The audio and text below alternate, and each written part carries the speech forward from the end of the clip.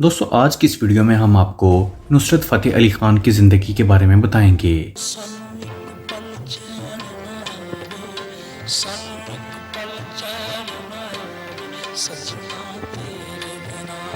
استاد نصرت فتح علی خان 13 اکتوبر 1948 کو فیصل آباد میں پیدا ہوئے۔ نصرت فتح علی خان عظیم پاکستانی قوال اور موسیقار تھے۔ نصرت فتح علی خان کو بڑے پیمانے پر اردو زبان میں صوفی گلوکار اور جنوبی ایشیا کے سب سے بڑے قوالی گلوکار کے طور پر جانا جاتا ہے۔ انہیں شہنشاہ قوالی بھی کہا جاتا ہے۔ نصرت فتح علی خان کو 2016 میں LA ویکلی نے چوتھا عظیم گلوکار اناؤنس کیا۔ وہ بے شمار صلاحیتوں کے مالک تھے اور وہ کئی گھنٹوں تک اعلیٰ درجے کی شدت میں قوالی پیش کر سکتے تھے۔ آپ کے والد فتح علی خان اور تایا مبارک علی خان اپنے وقت کے مشہور قوال تھے۔ ان کے خاندان نے قیام پاکستان کے وقت مشرقی پنجاب کے ضلع جالندھر بستی شیخ درویش سے ہجرت کر کے فیصل آباد میں سکونت اختیار کی۔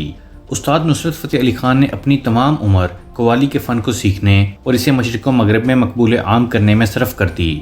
انہوں نے صوفیہ کرام کے پیغام کو دنیا کے کونے کونے تک پہنچایا اور ان کے فیض سے خود انہیں بے پناہ شہرت نصیب ہوئی۔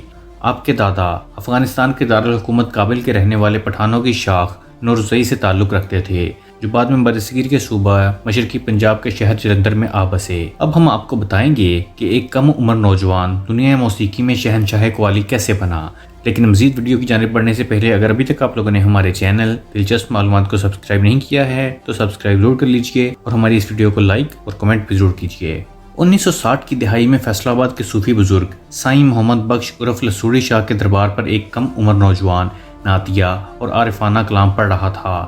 یہ بظاہر کوئی غیر معمولی بات نہیں، لیکن کسی کو کیا معلوم تھا کہ پنجاب کا یہ لڑکا دنیا موسیقی میں شہنشاہ قوالی بن جائے گا۔ اس کا تعلق تو قوال گرانے سے ہی تھا، لیکن اس جیسے کئی نوجوانوں کو بچپن سے ہی سر، تال اور لے کا نصاب پڑھایا جاتا تھا۔ وہ چاہیں نہ چاہیں لیکن یہ کم عمر لڑکا اپنے سروں کی پختگی اور لے کی اٹھان میں اتنی مہارت رکھتا تھا کہ اسے سننے والے اس کے سحر میں کھو جاتے تھے۔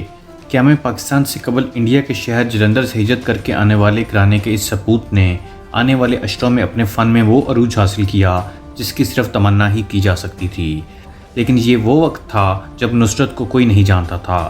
ہاں، سب کو یہ ضرور علم تھا کہ وہ اس دور کے معروف قوال استاد فتح علی خان کا بیٹا ہے۔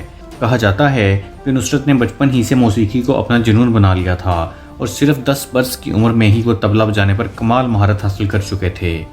1960 کی دہائی کے شروع میں ہی اپنے والد استاد فتح علی خان کے وفات کے بعد انہوں نے قوالی کی باقاعدہ تربیت اپنے چچا استاد مبارک علی خان اور استاد سلامت علی خان سے لینا شروع کی، اور 70 کی دہائی میں استاد مبارک علی خان کے انتقال کے بعد اپنی قوال گرانے کی سربراہی کے اہل ہو گئے۔ فیصل آباد کے مشہور جنگ بازار کے ایک دربار سے اپنے فنی سفر کا آغاز کرنے والے اس ہیرے پر میاں رحمت نامی جوہری کی نظر پڑی، جو قیام پاکستان کے وقت سے ہی فیصل آباد میں گراموفون ریکارڈز کی دکان کے مالک تھے۔ میاں اسد کے مطابق استاد نصرت نے قوالی سے قبل طبلہ بجانے کی تربیت حاصل کی تھی اور وہ بہت مہارت کے ساتھ طبلہ بجاتے تھے۔ ایک واقعہ کا ذکر کرتے ہوئے انہوں نے بتایا، جو کہ انہوں نے اپنے والد سے سن رکھا تھا، کہ نصرت جب 10 یا 11 برس کے تھے تو ایک قوالی کی محفل میں کوئی طبلہ نواز نہیں مل رہا تھا، جس پر نصرت کو طبلہ بجانے کے لیے کہا گیا۔ وہاں انہوں نے ایسی پرفارمنس دی کہ گانے والا تھک گیا لیکن نصرت نہیں تھکے اور سننے والوں پر انہوں نے ایک سحر طاری کر دیا۔ نصرت فتح علی خان کے چھوٹے بھائی کا نام فاروق فتح علی خان ہے، جن کے بیٹے راحت فتح علی خان سے آج کا بچہ بچہ واقف ہے۔ خان خاندان میں قوالی کی روایت تقریباً 600 سالوں سے ہر نسل میں چل رہی ہے۔ ابتدا میں ان کے والد نہیں چاہتے تھے کہ نصرت فتح علی خان اس خاندانی پیشے کو اپنائیں۔ فتح علی خان اپنے بیٹے کو ڈاکٹر یا انجینئر بنانا چاہتے تھے، تاہم نصرت فتح علی خان نے قوالی میں اس قدر دلچسپی ظاہر کی کہ آخرکار ان کے والد انکار نہ کر پائے۔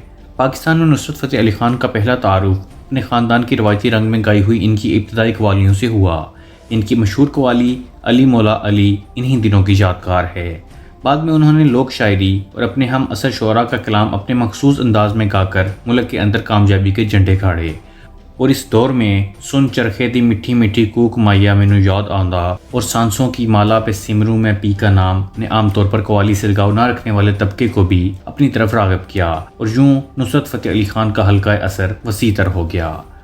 آپ صحیح معنوں میں شہرت کی بلندیوں پر اس وقت پہنچے جب پیٹر گیبریل کی آواز میں گائی گئی ان کی قوالی دم مست کلندر مست مست ریلیز ہوئی۔ اس مشہور قوالی کے منظر عام میں آنے سے پہلے وہ امریکہ میں بروکلن اکیڈمی آف میوزک کی نیکسٹ ویو فیسٹیول میں اپنے فن کے جوہر دکھا چکے تھے، لیکن دم مست کلندر مست مست کی ریلیز کے بعد انہیں یونیورسٹی آف واشنگٹن میں موسیقی کی تدریس کی دعوت دی گئی۔ بین الاقوامی سطح پر صحیح معنوں میں ان کا تخلیق کیا ہوا پہلا شاہکار 1995 میں ریلیز ہوا۔ 1995 میں ریلیز ہونے والی فلم ڈیڈ مین واکنگ کا ساؤنڈ ٹریک تھا۔ بعد میں انہوں نے ہالی ووڈ کی film the last temptation of Christ اور بالی ووڈ میں پھولن دیوی کی زندگی پر بننے والی متنازع فلم بینڈٹ کوئین کے لیے بھی موسیقی ترتیب دی۔ نصرت فتح علی خان نے جدید مغربی موسیقی اور مشرقی کلاسک موسیقی کے ملاپ سے ایک نیا رنگ پیدا کیا اور نئی نسل کے سننے والوں میں کافی مقبولیت حاصل کی۔ نصرت فتح علی خان کا وزن 135 کلو گرام سے زیادہ تھا۔ اپنے آخری وقت میں استاد نصرت فتح علی خان کئی مہینوں سے شدید بیمار تھے۔ جگر اور گردے کی تکلیف کے علاج کے لیے اپنے آبائی وطن پاکستان سے لندن جانے کے بعد انہیں ایئرپورٹ سے لندن کے کرومویل ہسپتال پہنچایا گیا۔ استاد نصرت کا انتقال 16 اگست 1997 کو 48 سال کی عمر میں کرومویل ہسپتال میں ہوا۔ ان کی میت کو فیصل آباد واپس بھیج دیا گیا اور وہیں دفن کیے گئے۔ نصرت فتح علی خان کی مشہور قوالیوں میں شکوہ، جواب شکوہ، میرا پیا گر آیا، دم مست کلندر مست مست، یہ جو ہلکا ہلکا سرور ہے، حق علی علی مولا علی علی، اور اس کے علاوہ اور بھی بہت سی قوالیاں ہیں۔